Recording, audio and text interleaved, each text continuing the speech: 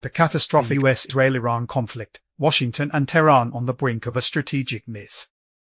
The sustained, tireless, and well-intentioned efforts of Pakistan's leadership, represented by its Chief of Defense Forces, Asim Munir, Prime Minister Shehbaz Sharif, and Deputy Prime Minister Ishaq Dar, to bring the principal parties to the US-Israel-Iran conflict, namely the United States and Iran, to the negotiating table, and to facilitate a mutually agreed resolution of this crisis of immense global magnitude, now appear to have reached a concerning impasse. This deadlock in US-Iran negotiations has become a source of growing anxiety, particularly for countries in the region and, more broadly, for the international community, as they continue to grapple with the escalating economic and strategic repercussions of this great conflict.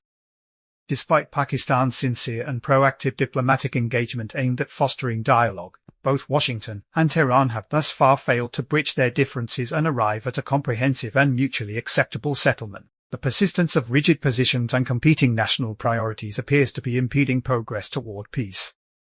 While it is entirely legitimate for both the United States and Iran to seek outcomes that safeguard their respective national interests, a conflict with such far-reaching global consequences demands a higher degree of prudence, flexibility, and statesmanship.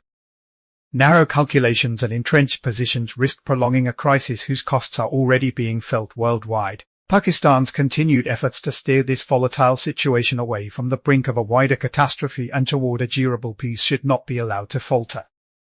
In their own interest, and in the broader interest of global stability, the United States and Iran must rise above immediate self-interest and demonstrate the sincerity and flexibility required to resolve this dangerous impasse. The US-Israel-Iran conflict has inflicted a devastating toll on innocent lives, critical infrastructure, and military assets, particularly in Israel and Iran. Since the escalation of US-Israeli operations against Iran around late February 2026, with sustained hostilities continuing for over a month, the financial burden on all three parties, the United States, Israel, and Iran, has been immense. Reports assessing the first month of intensified conflict point to staggering economic costs, driven by extensive military operations, heavy expenditure on munitions, and widespread infrastructural damage. The United States is estimated to have spent between $20 billion and $25 billion during the initial 30 days of the conflict, according to assessments by the Quincy Institute for Responsible Statecraft and the Pentagon.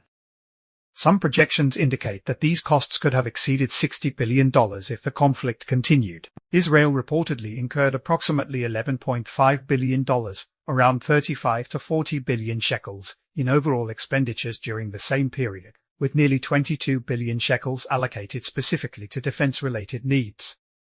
Meanwhile, Iran is estimated to have suffered roughly $270 billion in direct and indirect damages, based on official assessments. These losses encompass significant destruction to critical infrastructure, as well as damage to oil and gas facilities and military installations. Taken together, these figures underscore the immense human and economic cost of a conflict whose repercussions extend far beyond the immediate battlefield. This devastating conflict must come to an end.